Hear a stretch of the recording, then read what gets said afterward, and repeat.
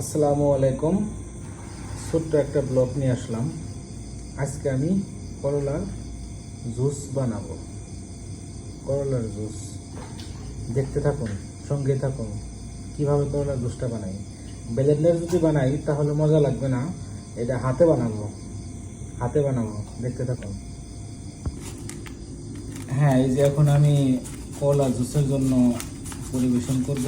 দেখি কিভাবে কীরকম হয় সেটা আমি আপনাদেরকে দেখাবো। দেখতে থাকুন, সঙ্গেই থাকুন।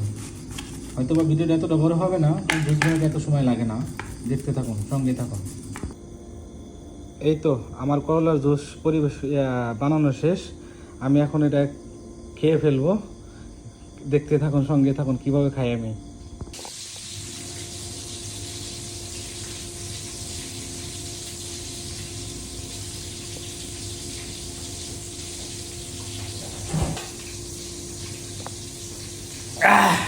যদি ভিডিওটা ভালো লাগে তাহলে সবাই লাইক, কমেন্ট, শেয়ার করে পাশে থাকবেন। ধন্যবাদ সবাইকে, ভালোবাসা অভিযান।